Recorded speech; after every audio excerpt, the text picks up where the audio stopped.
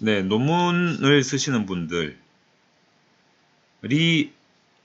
통계 분석을 하는 경우는 논문을 쓰지 않는데 다른 목적으로 통계 분석을 하시는 분들하고는 입장이 좀 다른 부분이 있어요. 어떤 부분이 있냐면 뭐 반드시 그렇다는 것은 아니지만 어떤 부분이 조금 입장이 다르냐면 논문을 쓰시는 분들은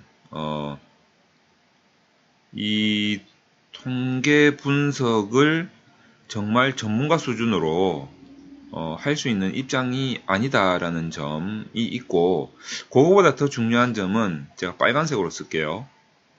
스트레스가 굉장히 심하다라는 겁니다. 자, 그러면 이 스트레스는 어디서 오는가? 라는 원인을 찾아보면 심사에서 온다라고 봐야죠. 자, 이 심사는 누가 하느냐면 여러 명의 심사위원들이 하게 됩니다.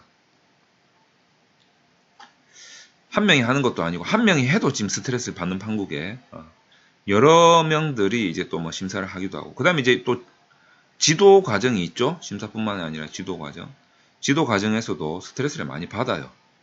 자, 그러면 이런 심사나 지도 과정에서 어떤 일이 발생하냐면 정말 많은 수정이 이루어집니다. 수정 지시가 나오죠.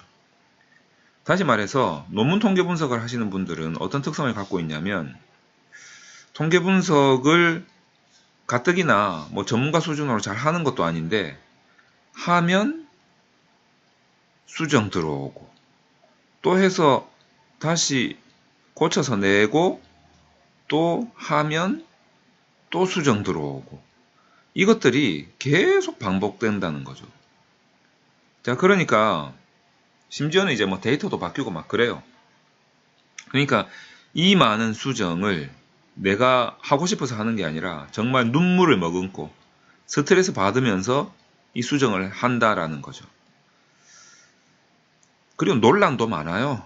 논란도 너무 많고 그렇기 때문에 이게 방법이 맞니 안 맞니 뭐 이런 논란들이 많아가지고 정말 거기에 따르는 스트레스는 실제로 이거는 진짜 이야기입니다. 실제로 사람이 죽을 수도 있는, 실제로 뭐 돌아가신 분들이 계시니까 실제로 죽을 수도 있는 그 정도의 스트레스입니다.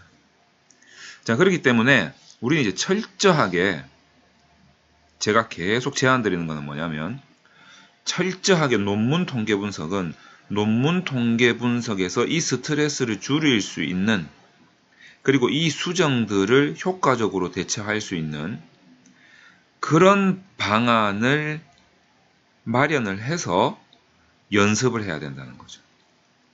또 실제로 그렇게 분석을 해야 된다는 거죠. 자, 그런 차원에서 보면 저도 처음에 이제 뭐 제가 통계학 전공자가 아니기 때문에 통계학 전공자라고 해서 뭐 그런 건 아닙니다. 어쨌든 이제 저 같은 경우에도 마찬가지고 대부분의 논문을 쓰시는 분들이 통계 분석을 처음 접할 때부터 나도 어느 정도 잘 한다, 어느 정도 전문가 수준에 왔다 라고 할 때까지 아마도 제가 봤을 때는 거의 99.9%는 통계를 어떻게 배우냐면 소프트웨어를 사용을 해서 이 소프트웨어도 좀 사용하기 편리한 소프트웨어를 구해가지고 강좌 같은 거를 보고 좀 쉬운 책 이런 거 막 사가지고 막 보면서 공부를 할 겁니다. 근데 이제 이런 책이나 강좌에서 여러분들은 항상 뭘 보냐면 아이콘을 볼 것이고, 그리고 클릭을 해서 이런 방식을 이용해 가지고 분석을 하고 나도 되네, 이거 재밌네, 나도 어느 정도 이제 통계 분석을 할 줄 아네, 이런 자신감을 가지게 될 거죠. 이거 뭐 나쁘지는 않습니다. 이것도 필요하죠. 이것도 필요한데 이제 이렇게 해서 실제로 이제 분석을 해서 막 통계 분석 결과를 내고 논문을 막 패스를 하고 이런 분들도 계세요. 그런데 지금 이 동영상을 보시는 분들이라면 통계를 처음 하시거나 아니면 내가 어느 정도 조금 안다, 또는 나는 굉장히 좀 전문적인 수준까지 왔다 라고 하신 분들 전부 다 제가 제안을 드리는 대로 하시는 게 논문을 쓰시기에는 좋을 거다 라는 생각이 듭니다. 어떻게 해야 되냐면 뭐 SPSS를 하든 뭐 다른 분석 도구를 사용하든 언어를 쓰세요. 언어. 이런 소프트웨어가 제공하고 있는 언어가 있습니다. 뭐 신텍스 언어라는 게 있는데, 만약에 내가 R을 쓴다 그러면 R 자체가 언어니까 뭐 상관없겠죠. 언어를 사용해서 분석을 하는 것이 이 논문 쓰는 사람들한테는 가장 좋습니다. 수정이 너무 많으니까. 자, 아이콘을 클릭해서 분석을 해서 나오는 거는 재미가 있죠. 뭐 굉장히 쉬워 보여요. 굉장히 쉬워 보이긴 하지만 수정하기가 좀 힘들어요. 자, 그런데 언어를 사용해서 분석을 해놓으면 나중에 교수님이 뭐 어떤 수정 지시를 해도 이 수정을 하는 데는 불과 몇 초에서 몇 분밖에 걸리지 않습니다.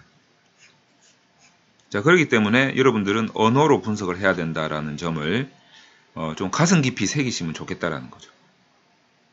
자, 이제 제가 R은 R 자체는 언어로 분석하니까 뭐 R을 배우면 언어를 배울 수밖에 없으니까 제가 뭐 별 말씀은 안 드리겠으나, SPSS를 사용하시는 분들이 많아가지고 SPSS에서 언어로 분석한다, 이게 무슨 말이지? 좀 헷갈려 하시는 분들이 있어서 오늘은 실제로 언어로 어떻게 분석하는지를 좀 분석한 거를 보여드리는 정도에서 강좌를 마치려고 합니다. 자, 그냥 한번 보여드리기만 할게요. 자, 이거죠. 한번 보십시오. 이게 지금 이제 SPSS 이제 신텍스 명령문인데, 여기 보시면 여기에 명령문을 이렇게 적는 거죠. 자, 각 줄을 달고, 자, 지금 내가 데이터 클리닝을 하는데 결집값 분석을 한다. 자, 요렇게. 자, 그다음에 정규성 검사를 한다. 자, 요렇게. 이상치 검사를 하는데, Z 변수를 뭐 생성을 하겠다. 지금 제가 각주 처리는 했지만, 요렇게. 그 다음에 최대 최소값을 보겠다. 이런 식입니다. 자, 이런 식으로 분석을 처음부터 끝까지 다 하는 거죠. 쫙 다 합니다. 언어를 다 작성을 해놓고, 나중에 여기서 수정을 하는 것이, 예를 들어서 XA1을 빼야 된다. 그럼 얘만 싹 빼면 되는 거죠. 얘만 빼면 되는 거예요. 아니면 요 사이에다가 다른 변수 5개를 집어내야 된다. 그러면 요 안에 집어넣는 게 낫다라는 거죠. 이렇게 그래서 얘를 선택을 해서 지금 요 삼각형을 누르시면, 지금 보시죠? 이 삼각형을 누르면 분석이 된다라는 겁니다. 자, 전체를 선택을 해서 삼각형을 누르면 전체가 다 분석이 됩니다. 자, 요런 식으로 여러분들이 이 명령문을 사용해서 명령문이죠. 명령문을 사용해서 같은 말, 명령문 분석을 하시는 것이, 처음에는 아이콘을 클릭해가지고 뭐 이렇게 분석하는 것이 쉬워 보일 수는 있어요. 그러나 명령문을 사용하는 것이 여러분들이 논문을 쓰기에는 훨씬 더 편하다.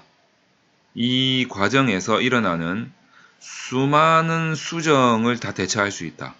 라는 점에서 논문을 쓰시는 분들은 명령문을 이용하시는 게 좋습니다. 근데 이제 명령문을 외울 필요는 없어요.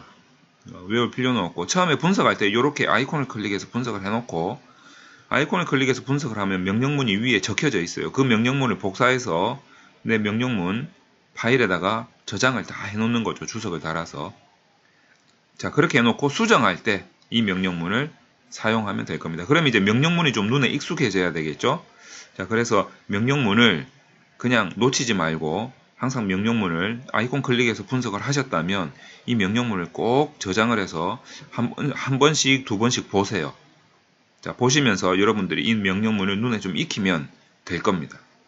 자, 이 언어를 사용해서 분석한다는 거 정말 중요하다는 점 말씀드리면서, 제가 이제 요 다음부터는 언어를 사용을 해서 분석을 하고 또 이용을 하고 수정을 할 때 어떻게 하고, 자, 이런 부분들에 대해서 제가 계속적으로 설명을 해 드리도록 하겠습니다.